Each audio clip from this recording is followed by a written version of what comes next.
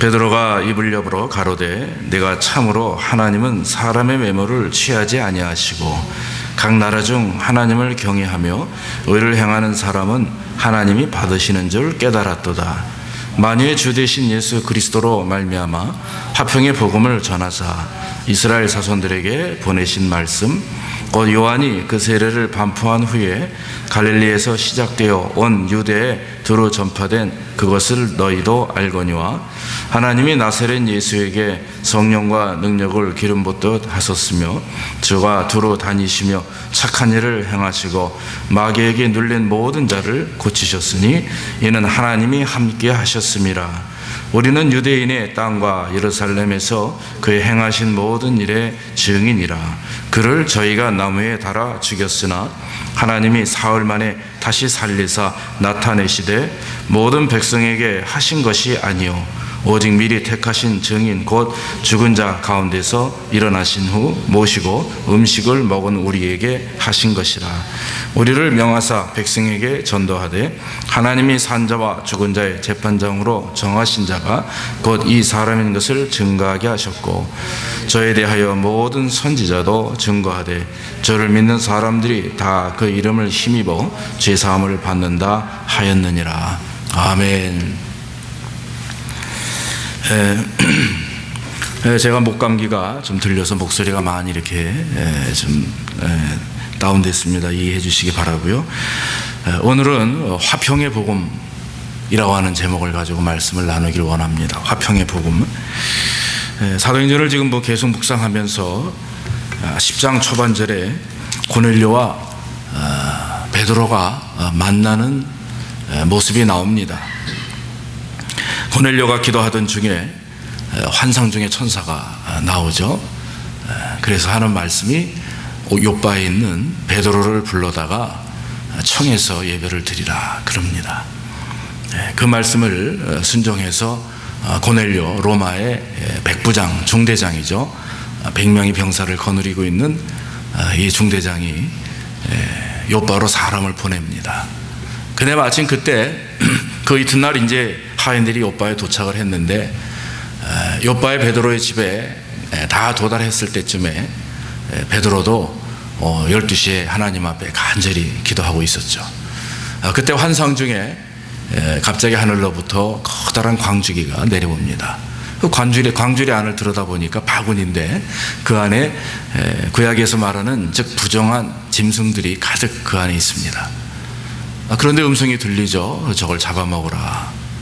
그때 베드로가 이렇게 대답합니다. 주님, 저건 분명히 하나님께서 말씀하시기를 저건 굉장히 부정한 것인데 말씀에 부정한 것은 입에 대지 말라 하셨는데 어찌 이걸 먹으라 하십니까? 그때 음성이 또 들리죠. 하나님이 정하다고 했는데 하나님이 깨끗하다고 하셨는데 네가 어찌하여 속하다 하느냐, 네가 어찌하여 더럽다 여기느냐, 이것을 잡아먹으라. 그런 말씀을 듣고 환상에서 이제 깨어납니다. 그러던 차에 하인들이 베드로의 집으로 베드로가 거하는 시몬의 집으로 들어오게 되죠. 이런저런 얘기를 다 듣고 나니까 베드로가 하인을 쫓아서 고넬료가 있는 곳으로 가게 됩니다. 이와 같이 고넬료와 베드로의 만남은요 역사적인 만남입니다. 처음에 사도행전에 보면 바울이 다메섹 도성에서 예수님을 만난 이후에 아나니아라고 하는 사람에게 일주일 동안 잠시 이렇게 유숙하게 되죠. 그 아나니아에서 이렇게 케어받는 중에 아나니아가 하나님 앞에 여쭤보죠. 하나님, 저 바울은 참 나쁜 놈입니다. 예수 믿는 사람들 다 잡아다가 옥에 가두는 놈인데 왜 어찌하여 저 사람을 나에게 보냈습니까? 그랬더니 하나님이 그러죠. 저 바울은 내가 선택한 하나님의 나의 종이다. 저 바울을 통해서 내가 이방 사람들에게 복음을 증거할 것이다. 그래요. 그런데 오늘 베드로도 또 마찬가지로 고넬료는 로마 사람이고 이탈리아 군대 장관, 즉 백부장입니다. 그런데 그 하나님께서 고넬료와 베드로를 만나게 하십니다. 그런데 오늘 고넬료를 만나는 순간 베드로는 자기의 선입견이 깨어지게 됩니다. 그게 여러분 34절에 기록이 되어 있어요. 뭐라고 얘기하냐면 입을 열어 가로되 내가 참으로 깊이 깨달아 하나님은 사람을 외모로 취하지 아니하시는구나. 그렇게 깨달은 거죠. 외모로 취하지 아니하셨다. 하나님의 사도들이 복음을 증거하는 데 있어서 가장 먼저 그들이 가지고 있었던 생각들을 없애야 되는 것이 있는데 그게 뭐냐면 유대주의적인 사고방식, 선민사상. 이스라엘 사람들만이 하나님 앞에 택한 백성이고 그들에게만 하나님의 사랑이 미치고 그들에게만 구원을 받는다라고 하는 그런 어떤 선민사상. 그것이 그리스도를 받아들이는 데 있어서 성령을 체험하는 데 있어서 하나님의 온전한 뜻과 그 계획하심을 깨닫는 데 있어서 방해가 되었죠. 그것 때문에 그들은 하나님을 깨닫지 못했습니다. 오늘 베드로는 자기가 가지고 있었던 잘못된 선입견이 깨어짐을 고백하게 되는 것이죠. 오늘 하나님께서는 이 사건을 통해서 제일 첫 번째로 베드로의 선입견, 베드로의 생각을 깨셨다라고 하는 거죠. 하나님은 사람을 외모로 판단하지 아니하신다. 이 말씀은 여러분, 저와 여러분들이 다 가져야 되는 말씀입니다. 우리 사람을 외모로 판단하지 맙시다. 믿습니까? 외모로 판단하지 맙시다. 제가 한 20여 년 전에요, 한국에서 이제 부교육자 사역을 하는데 우리 목사님을 모시고 무슨 호텔에, 엠베서더 호텔인가요? 갔었어요. 옛날 얘기 한번 저번에 드린 적이 있어요. 운전을 해가지고 그때 자동차가 뭐였냐면 포니보다 그 한 단계 스텔라인가요? 뭐 기억이 그런 건데, 근데 그 호텔에서 이렇게 안내하는 주차 요원이 나와가지고 저하고 목사님이 이렇게 보더니만 그냥 지나가려는 거예요. 왜냐면 그 당시 목사님이 전 무슨 그 직장인 선교회인가요? 굉장히 그 커다란 거에 대표 강사로 이렇게 초빙받고 가셨는데, 원래는 이게 딱 나하고 좀 내리라고 그러고 어떻게 주차요원이 해가지고 이렇게 딱 지하에다 넣어야 되는 거거든요. 그런데 그러지 않아가지고 제가 조금 화가 났어요. 그 목사님 내리세요. 그러고 이제 주차요원을 불렀습니다. 좀 주차장에다 파킹하면 안 되겠습니까? 그랬더니 안 된다는 거예요. 또 화가 나요. 왜 안 되는 이유가 뭡니까? 그랬더니 검은색 무슨 자동차 이상만 들어갈 수가 있대요. 그리고 그 뒤에는 이제 우리 목사님의 까마득한 후배가 오셨는데 저한테는 되게 굉장한 선배죠. 검은색 자동차, 그때 각 그랜저 있죠. 그랜저를 타고 딱 오셨는데 그 사람한테 가서 굽신거리면서 차를 다 이렇게 해줬더라고요. 한순간 저 사람도 외모로 사람을 판단하는구나. 자동차로 판단하고 가진 집으로 사람을 판단하고 형식과 외모로 가지고 사람을 판단하는구나. 단순한 비유입니다마는 하나님께서 우리를 향해서 보시고자 하는 것은 외모로 사람을 판단하거나 취하지 않는 것을 말합니다. 베드로는 고넬료의 가정에 가서 역사하시는 그 하나님을 보고 깜짝 놀랐어요. 이방인의 가정에도 이런 하나님의 역사하심이 있구나. 저 사람들이 하나님을 얼마나 알까. 그런데 그 고넬료와 그 가족, 심지어는 그 하인들의 모든 가족들이 다 모여서 베드로를 맞이하고 베드로의 입에서 나오는 말씀에 귀를 기울이고 그 말씀을 받아들이되 말씀을 듣는 순간 그들이 성령의 은혜를 충만하게 받는다라고 하는 거죠. 사랑하는 성도 여러분, 사람을 하나님의 외모로 판단하지 않는다라고 하는 말은 하나님은 사람의 인종, 민족, 또 사람의 어떤 피부 색깔, 생각, 이런 모든 것들을 차별두지 아니하신다라고 하는 말입니다. 하나님의 구원 계획은 아브라함의 혈통이나 전통이나 할례나 이런 것으로 되는 게 아니에요. 할례는 마음에 하라 그랬습니다. 할례는 마음에 할지니 너희가 가지고 있는 전통적인 그 할례, 그것을 가지고 구원을 받는 게 아니죠. 이스라엘 백성들이, 구약의 민족들이 잘못된 생각은 뭐냐면 율법을 지킴으로 구원을 받는다라고 하는 것입니다. 전통과 형식을 준수하면 하나님이 구원을 주신다라고 하는 거죠. 그건 잘못된 것입니다. 전통과 형식이 우선이 아니라 마음 중심에 그리스도를 모심으로 구원을 받게 되는 줄로 믿습니다. 그러므로 여기 계신 저와 여러분들은 다 구원받은 하나님의 백성입니다. 구원받았기에 감사하는 마음으로 여러분들이 주일날 예배를 드리는 것이죠. 사랑하는 성도 여러분, 하나님께서 사람을 외모로 판단하지 않는 이유는 무엇인지 아십니까? 한마디로 우리가 다 동일한 죄인이기 때문에 그래요. 죄인입니다. 여러분 인정하십니까? 죄인이에요. 그러나 죄인인 우리를 주님은 우리를 죄인이라 부르시지 않습니다. 우리를 의롭다 여기시죠. 그거를 칭의라고 합니다. 칭의. 그래서 우리는 죄인이었으나 우리가 그리스도를 믿음으로 말미암아 그 믿는 믿음으로 인해서 우리를 의인 삼아 주신 것, 하나님의 자녀 삼아 주신 것, 의롭다 칭하신 그것이 바로 하나님의 사랑이고, 그렇기 때문에 저와 여러분들이 의인의 모습으로, 거룩한 하나님의 백성의 모습으로 살 수가 있다라고 하는 거죠. 그러나 우리는 아직도 우리 자신이 죄 가운데 종종 거함을 고백하고, 저 을의 삶 속에 내 생각과 마음에 저 아래에 있는 쓴뿌리가 가끔 올라오는 것도 고백하고, 또 하나님의 길을 걸으려고 할 때 계속적인 사탄의 유혹을 받는 것도 고백하게 되고, 이런 많은 것을 경험하나, 그러나 여러분 우리가 담대할 수 있는 것, 그것은 하나님이 이미 우리에게 승리를 주신 줄로 믿습니다. 그러므로 저와 여러분들은 감사하는 마음으로 하나님께 영광을 돌릴 수가 있는 거죠. 모든 사람이 죄인이고, 모든 사람이 구원받아 마땅하고, 모든 사람이 하나님의 말씀을 들을 권리가 있어요. 그렇기 때문에 성경도 너희는 온천에 다니며 만민에게 복음을 증거하라 그랬습니다. 그러므로 복음은 모든 피조물들에게 포함되는 말입니다. 그러므로 혈통이나 민족이나 이런 어떤 인종의 차별 없이 모든 사람들이 하나님의 말씀을 들어야 되는 거죠. 베드로는 3년 동안 주님을 쫓아다녔어요. 그러면서 예수님에 대한 모든 말씀을 듣고 예수님을 보았고, 심지어는 예수님의 부활과 승천까지도 체험한 분입니다. 예수님의 수제자였죠. 그러나 베드로는 한 가지, 그 구원 계획이 유대인에게만 속한 걸로 알고 있었습니다. 그러나 오늘 이 고넬료의 가정을 바라보는 순간, 또 하나님의 계획하심 속에 특별히 그가 환상 중에 보여주신 부정하다고 여겼던 짐승, 구약에서 부정하다고 여겼던 것들은 이방인을 말하는 거예요. 그 부정한 짐승들이 눈에 보였던 것은 이방 사람들을 상징적으로 표현한 것입니다. 그 이방 사람들은 바로 저와 여러분들이 포함이 되는 거죠. 우리는 아시아 사람이잖아요. 그러니까 이스라엘 민족 아닌 다른 민족들은 구원받지 못한다라고 하는 것이, 그것이 바로 이스라엘 구약의 사상이었으나 그것이 아님을 베드로는 깊이 깨달았다라고 하는 것입니다.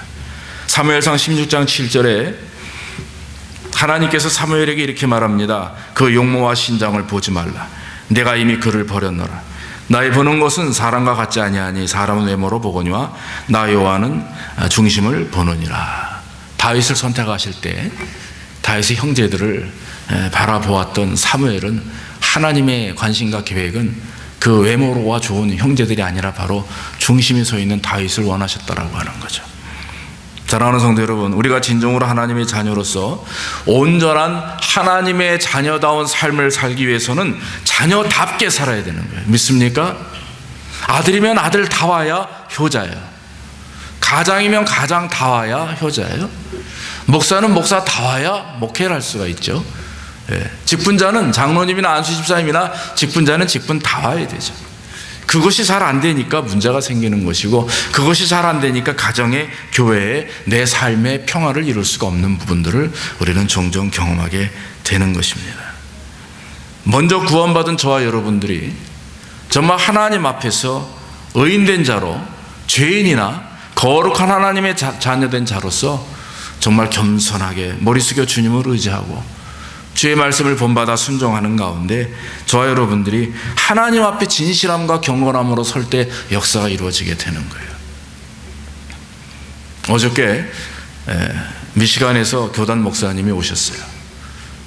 철치 플랜터입니다. 뉴 철치 플랜터라고 해서 교회를 개척하는 것을 서포트하고 디렉터하는 분인데, 앞으로 RCA 교단에 지금 미시간 쪽에만 거의 300개 이상의 교회가 있는데 100개를 늘릴 계획이랍니다.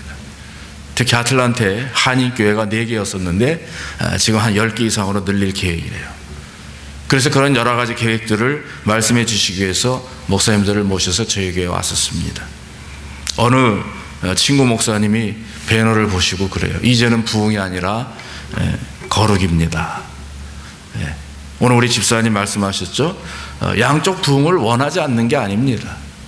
양쪽 부흥을 기대하는데 양쪽 부흥에만 집착하니까 우리가 문제를 경험하게 되는 거예요. 이거는 우리 교회뿐만 아니라 모든 한국 교회가 마찬가지입니다.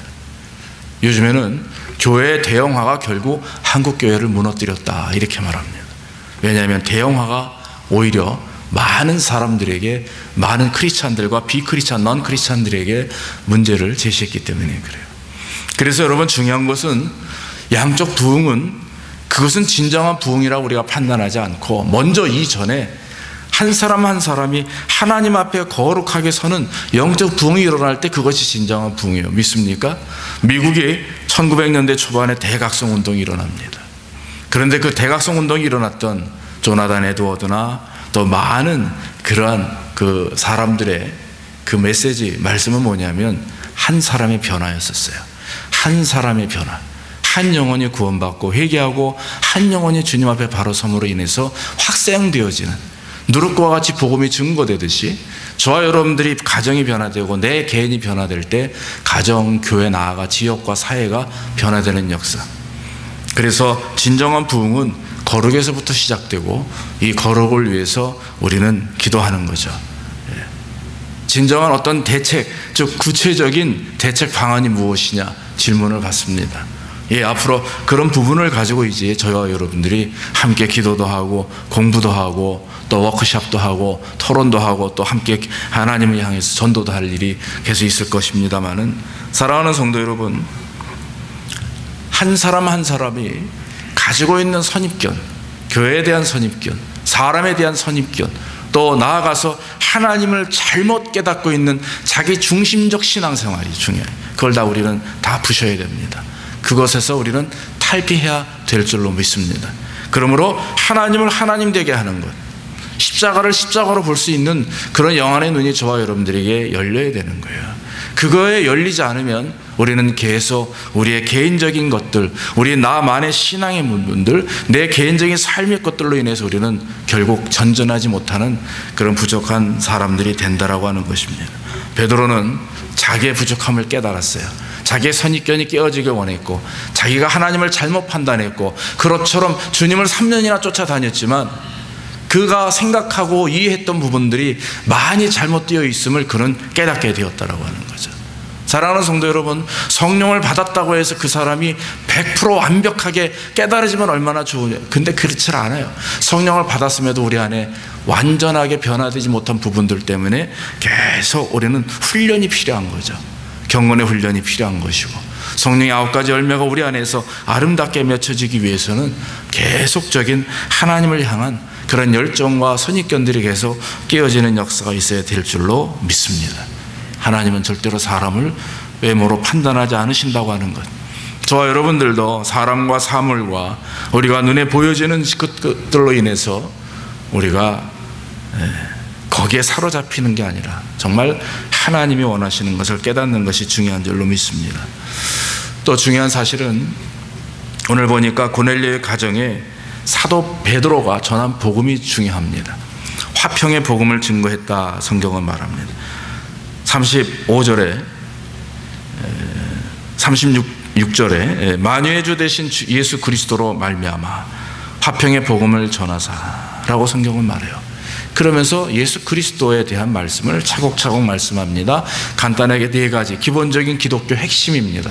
첫 번째 뭡니까? 예수님은 하나님으로부터 보냄을 받아 성령과 능력으로 이 땅에 오셨다, 이 말씀이죠. 예수님께서 이 땅에 오신 이유는 모든 인류를 죄 가운데서 구원하기 위함입니다. 예수 그리스도는 선물입니다. 하나님 우리에게 보내신 선물입니다. 구원의 선물이고 메신저고 또 메시아며 우리의 삶의 목적이 되시는 분입니다.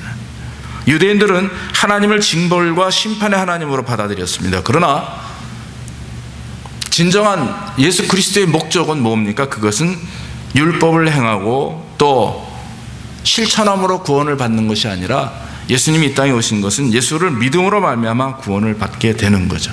주님이 말씀합니다. 내가 율법을 폐하러 한 것이 아니라 내가 율법을 완성하러 왔다 그랬어요.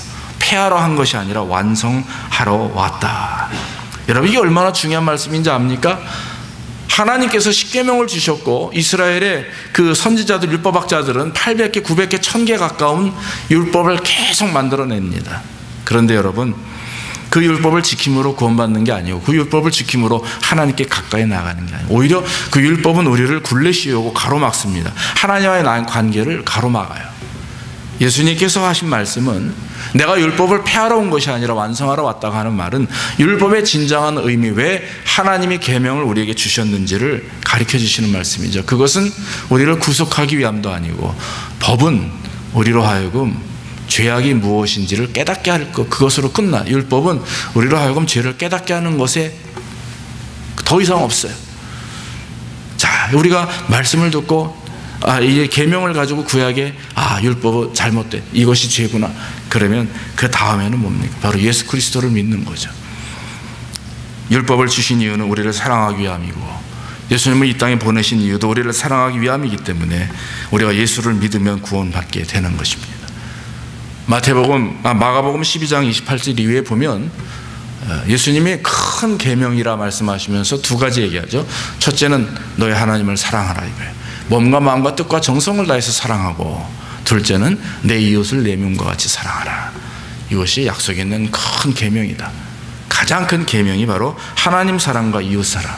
그래서 사랑이 바로 하나님의 본질이며 말씀이며 그리스도가 이 땅에 오신 목적이 사랑하기 때문에 십자가에 죽으셨고, 사랑하기 때문에 저와 여러분들을 부활할 수 있도록 당신이 직접 부활의 첫 열매가 되셨다라고 하는 것입니다. 또 두 번째는 예수님께서 사람들의 병을 고쳐주셨다 그랬습니다. 예수님은 인류의 유일한 구원자고 치료자입니다. 예수님께서 공생의 기간 동안 하신 일들이 세 가지죠. 가르치고 또 병 고치고 또 복음을 전파한 것입니다. 말씀을 가르쳤습니다. 회당에서 들판에서 복음을 선포하신 말씀을 가르칩니다. 그 다음에 이제 병 고치는 역사가 있었죠. 치유하시고 회복시키시는 역사가 있습니다. 이 세 가지는 교회에서 같이 움직여져야 됩니다. 말씀만 강조해도 사실 안 돼요. 병 고치는 은사만 해도 안 되고 전도만 그냥 열심히 해도 안 되고 이 세 개가 삼위일체가 하나가 돼야 되죠. 말씀이 가르쳐져야 되고 받은 말씀을 가지고 삶 속에서 하나님을 체험하는 성령의 역사하심이 있어야 되고 또 뜨거운 성령과 열정을 가지고 하나님 앞에 복음을 증거하며 영혼을 바라보며 나아가 전도할 수 있는 일들이 있어야 되는 거죠. 사랑하는 성도 여러분, 병 고침은 회복과 은혜고 치유입니다. 주님께서는 많은 사람들의 그런 병을 치유하셨습니다. 나사로를 무덤 가운데서 일으키셨죠. 해당장 야이르의 딸도 죽음 가운데서 일으켰죠. 바디메오, 안준병이 38년 된 병자, 혈루병 환자, 귀신 들린 자, 수없이 많은 사람들을 다 고치셨습니다. 고치실 때 한 가지 요구하시는 것이 있습니다. 믿음입니다. 내 믿음이 너를 구원하였다. 사랑하는 성도 여러분, 질병은 구약에서는 두 가지로 봅니다. 어떤 분은 세 가지로 얘기하죠. 질병을 왜 경험하느냐. 첫째는 하나님의 영광을 위해서, 두 번째는 나의 죄, 잘못된 그런 어떤 내 어떤 그것 때문에, 또 예전에 어떤 학자들은 부모로부터 오는 것이다 이렇게 얘기하는데 그건 제가 인정하지 않습니다. 두 가지입니다. 하나님의 영광이 아니면 내가 관리를 못했었죠. 내가 건강을 잘 관리하지 못하고 살이 찌고 당뇨 이렇게 많이 있는 이유들이 뭡니까? 우리가 건강 관리를 잘 못하기 때문이다.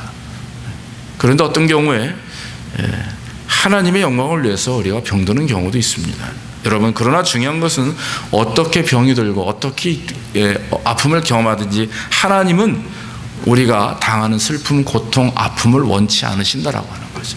그렇기 때문에 우리는 그저 질병에 있을 때, 또 삶의 어려움을 경험할 때, 환난을 경험할 때 우리는 열심을 다해야 되는 거예요. 예배 전에 한 30분 정도 제 방에서 묵상하는데 일용할 양식을 5월달 걸 보는 중에 거기에 그런 얘기가 있어요. 시험이 계속 반복되면 반복될수록, 환난과 어려움이 반복되면 반복될수록 성도는 기뻐하라. 왜냐하면 금을 뜨거운 불에 넣으면 넣을수록 정금이 되듯이, 그렇죠? 환란이 반복되면 반복될수록 하나님은 우리에게 더 강한 믿음을 주신다. 그것을 확신하고 더 감사하라. 그렇게 얘기하는, 제가 일용할 양식의 책을 보고 참 마음의 예배 전에 큰 기쁨과 위안을 얻게 되었습니다. 우리의 삶이 또 우리의 어떤 환경이 어려움과 고통 중과 또 질병과 여러 가지 것들이 있다 할지라도 고치시는 주님입니다. 믿습니까? 회복하시고 치유하시는 주님이시지 더 우리를 아프게 하고 죽음 가운데 내몰고 궁지에 모는 주님이 아니라고 하는 거죠. 또 한 가지, 십자가에 못 박히고 죽으셔서 사흘 만에 부활하시고 증거하셨다. 부활하심을 증거하셨다 했습니다. 인간의 죄의 대가는 죽음입니다. 욕심이 잉태한 즉 죄를 낳고 죄가 장성한 즉 사망을 낳느니라 그랬어요. 십자가는 형틀입니다. 십자가는 치욕스러운 형틀입니다. 십자가가 좋은 게 아니에요. 예수 그리스도께서 달리기 직전에는요, 십자가는 쳐다보기도 싫은 흉물스러운 하나의 도구에, 사용 도구에 불과합니다. 그런데 예수님이 달리신 이후에 이 십자가가 상징이 됐고 사랑의 표가 되었고 그리스도의 보혈의 어떤 증거가 되었죠. 교회마다 십자가를 크게 겁니다. 이유는 무엇입니까? 사람의 눈으로 볼 때는 예수 그리스도가 달리기 전에는 치욕스러운 것이었으나 그 예수 그리스도가 달림으로 인해서 이 치욕이 어떻게 된 거죠? 자랑과 기쁨으로 바뀐 거죠. 우리의 육신이, 우리의 생각이, 우리의 삶이 치욕스러운 사람 같고 치욕스러운 그런 생각이고 치욕스러운 환경이라 할지라도 내가 예수 그리스도를 만나면 그 치욕이 변해서 뭐가 됩니까? 기쁨과 감사가 되고 은혜가 되는 줄로 믿습니다. 그러므로 여러분, 우리의 가정과 교회와 우리의 삶 속에서 힘들고 어렵고 안 풀리는 부분이 있다면 여러분, 우리 예수 그리스도를 다시 한번 체험하기를 주의 이름으로 축원합니다. 그러면 이루어지게 되는 거죠. 이것이 바로 복음의 진리고 이것이 바로 그리스도께서 우리를 위해서 십자가에 달려 돌아가신 이유라고 하는 것입니다. 네 번째는 죄를 용서하신다라고 베드로는 말씀합니다. 죄사함은 기독교 복음의 핵심이죠. 성도가 하나님 앞에서 자신의 죄에 대해서 회개하고 죄사함을 받는 것에 대해서 강한 체험이 없으면 영적으로 무력한 삶을 살 수밖에 없어요. 공동기도문을 하던 우리 교회 이제 예배 순서 중에 한 2달 전부터 공동기도문을 뺐죠. 그리고 거기에 참회기도 순서를 넣습니다. 우리가 예배 전에 기쁨으로 예배 드리는 것도 중요하고 감사함으로 예배 드리는 것도 중요한데 먼저 우리 자신이 가지고 있는 그런 하나님 앞에 걸려드는 부분들을 고백해야 되는 거죠. 사람과 싸우고 이스라엘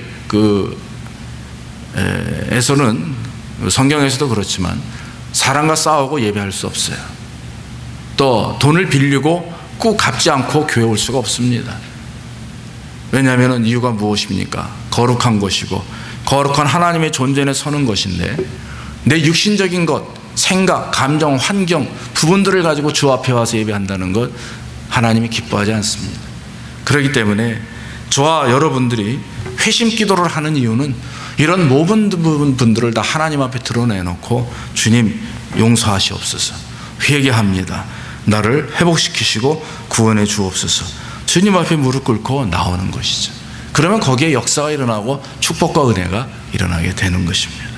사도행전 10장 오늘 43절 말씀에 보면 본문에 기록되어 있죠. 저에 대하여 모든 선지자도 증거하되 저를 믿는 사람들이 다 그 이름을 힘입어 죄사함을 받는다 하였느니라. 할렐루야. 그러므로 여러분, 죄사함, 구원받음에 대한 은혜는 단번에 끝나는 거예요. 한번 예수를 믿으면 우리가 하나님의 자녀가 되는 권세를 얻고 구원받습니다. 그러나 자범죄라는 것은 계속해서 우리가 회개하며 계속해서 스스로 짓는 죄들에 대해서는 저와 여러분들이 거룩한 하나님의 백성으로 살아남기 위해서는요, 계속 회개하며 나가야 되는 거죠. 믿음을 통해서 구원받는 제사함과 영생의 축복을 얻는 것은 하나님의 회복의 그런 계획이고 저와 여러분들이 바로 이런 은혜 안에 있기 때문에 우리는 깨닫게 되는 것입니다. 이렇게 복음의 메시지를 네 가지를 구체적으로 사도 베드로는 간단하지만 아주 정확하게 말씀을 증거했습니다. 그러면서 마지막에 하는 말씀이 뭡니까? 39절에 보니까 우리는 유대인의 땅과 예루살렘에서 그의 행하신 모든 일의 증인이라 그랬어요. 42절에 우리를 명하사 백성에게 전도하되 하나님이 산자와 죽은 자의 재판장으로 정하신 자가 곧 이 사람인 것을 증거하게 하셨고 그랬어요. 제일 중요한 것은 베드로는 예수 그리스도의 은혜로 구원받은 성도들은 부활의 증인이 되어야 된다. 전도자의 사명을 감당해야 된다고 말하고 있는 것입니다. 여러분, 예수 믿고 구원받은 하나님의 자녀가 하나님의 자녀다운 삶을 살기 위해서는 어떤 일을 해야 됩니까? 하나님의 자녀답게 사는 것. 그 하나님의 자녀답게 사는 것은 하나님의 나라와 의를 구하는 것입니다. 너희는 먼저 그의 나라와 의를 구하라. 그리하면 이 모든 것을 너희에게 더해 주시리라.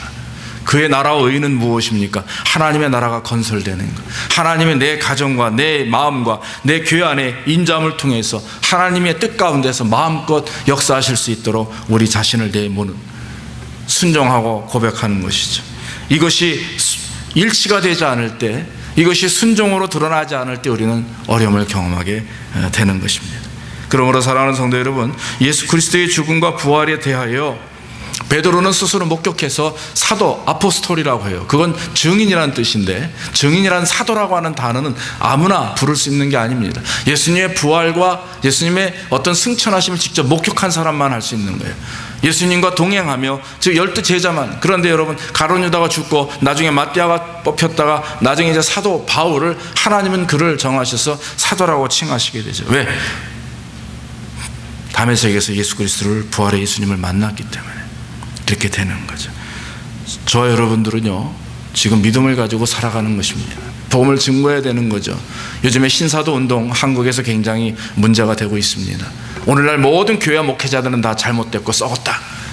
자기들만이 새로운 사도로 부름을 받았다 해가지고 몇 사람들이 막 이렇게 하는 일들이 있어요. 신사도 운동 문제가 심각합니다. 여러분, 모든 사람들, 저와 여러분, 즉 부활을 경험하고 부활을 증거하는 모든 사람들은 사도예요. 여러분들도 전도자입니다. 여러분들도 사도의 직분을 감당할 수 있는 능력을 가지고 있는 분들이에요. 그렇기 때문에 사도라고 하는 것은 교회를 치리하고 교회를 크게 하고 병 고치는 은사를 하고 이게 아니라 하나님의 말씀을 증거하는 게 사도입니다. 믿습니까? 증인입니다. 그게. 그러므로 복음을 증거하는 것, 그게 증인이에요. 여러분들의 머릿속에 지금 무엇이 가득 차 있습니까? 무엇으로 지금 여러분들의 삶 속에 여러분들을 사로잡고 있습니까? 사업입니까? 가정의 문제입니까? 먹고 사는 것입니까? 아니면 여러분들의 어떤 꿈과 계획입니까? 그런데 여러분, 그것이 여러분들을 기쁘게 할 수 없을 것입니다. 오히려 여러분들에게 더 고민을 줄 것이고, 여러분들에게 더 아픔을 줄 것이고, 여러분들에게 더 좌절을 줄 것이고, 스트레스를 주어서 여러분들이 밤잠을 설치게 할 거예요. 그런데 우리 마음과 생각을 사로잡도록 하나님이 원하시는 부분이 있는데, 그게 뭔 줄 아십니까? 어떻게 하면 내가 하나님을 기쁘게 할까? 어떻게 하면 내가 하나님의 말씀에 순종할까? 어떻게 하면 내가 하나님 교회와 신앙생활을 잘할 수 있을까? 내가 어떻게 하면 하나님과 깊은 교제를 가질 수 있을까? 내가 어떻게 하면 성령의 열매를 맺는 축복스러운 삶을 살까? 내가 어떻게 하면 저 영혼을 구원하기 위해서 전도할까? 이런 어떤 생각들, 이게 다 하나님의 나라의 의를 위한 것들이거든요. 너무나도 간단합니다. 너무나도 또 쉽게 접근할 수 있지만 어렵죠. 추상적이지 않습니다. 실제적입니다. 하나님의 나라의 의를 구한다고 하는 것은 한마디로 하나님을 기쁘시게 하는 것, 하나님의 뜻이 우리 안에서 실현되어지는 것을 원하는 것인 거죠.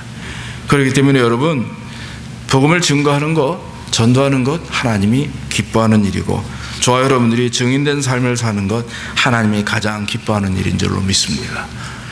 결론적으로 말씀을 드립니다. 디모데후서 4장 2절에 보면, 너는 말씀을 전파하라. 때를 얻든지 못 얻든지 항상 힘쓰라. 범사의 오래 참음과 가르침으로 경책하며 경계하며 권하라 그랬습니다. 예전에 어떤 TV 보니까 말이죠, 팔다리가 없는 장애인이 입에다가 연필을 입에다 물고 글을 씁니다. 자기의 신앙 고백을 써요. 그리고 전도 용구를 써서 그것을 계속 프린트해서 나눠줍니다. 전도를 그렇게 하더라고요. 또 어떤 그 뇌성마비 장애인은 컴퓨터로 하나하나 온몸이 뒤틀어졌음에도 불구하고 그 틀어진 팔로, 저번에 여러분 우리가 동영상 봤을 때 남편이 그 두 분 다 뇌성마비 부부인데 머리에다 이게 하이발 쓰고서 글을 쓰잖아요. 그런 식으로 글을 써서 전도합니다. 또 유치원 어린이가 원장님에게 찾아가서 눈물을 흘리며 예수님을 전합니다. 아주 연세 많으신 그 할머니께서 아주 힘든 몸을 이끌고 또 길거리에 나와서 전도합니다. 어떤 사장님은 회사에서 일을 보시고 나서 짬이 나면 회사 밖으로 나와서 거리에서 전도지를 나누며 그리스도를 전도합니다. 많은 사람들이 복음을 증거하죠. 화평의 복음을 증거합니다. 무디라고 하는 귀한 목사님 아시죠? 버스 안에서 복음을 증거하니까 웬 백인 깡패 같은 사람이 무디를 딱 막아서요. 그리고 나서 지금 당신이 나를 얼마나 괴롭게 하는지 아느냐. 그만 스탑하라. 그러나 금방 주먹으로 때릴 기세입니다. 그때 무디가 나에게 화내는 것은 좋지만 나는 여러분 지금 당신은 지금 예수를 믿어야 됩니다. 너 자꾸 그딴 소리 할래. 그랬더니 무디 하는 말이 복음을 증거하는 것은 제 사명입니다. 당신을 예수 믿게 만드는 것은 내 책임입니다. 이렇게 대답을 했다라고 하는 거죠. 뭐 간단한 예화일 수 있습니다만은 사랑하는 성도 여러분, 저와 여러분들이 우리가 예수 믿고 구원받은 거 이 감사한 은혜를 나눠야 됩니다. 이제는 나눠야 되고 증거해야 되고, 그래서 지금도 세상에 많은 방황하는 영혼들, 상처받은 영혼들, 또 예수님을 모르고 또 예수님을 만났다가 교회나 사람들로 인해서 상처받고 방황하는 사람들이 얼마나 많아 있는지 몰라요. 그분들에게 다시금 희망의 복음 예수 그리스도를 증거하고 또 교회로 인도해서 함께 사랑과 교제를 통해서 영광을 누리는 것, 그것이 바로 우리를 향하신 하나님의 뜻이라고 하는 거죠. 사랑하는 성도 여러분, 오늘 화평의 복음, 즉 고넬료와 베드로의 만남은 결국 하나님의 큰 역사를 이루셨고, 베드로는 고넬료의 가정을 바라보며 말씀을 증거했고, 오늘날 이 말씀을 묵상하는 모든 백성들에게 하나님의 증인, 부활의 증인이 되라고 우리에게 말씀하고 있습니다. 모쪼록 이 말씀 마음속에 깊이 새기고 저와 여러분들이 선입견을 깨우고 부활의 증인으로 세상에 나가 복음을 증거하는 일이 있기를 주의 이름으로 축원합니다. 기도하겠습니다.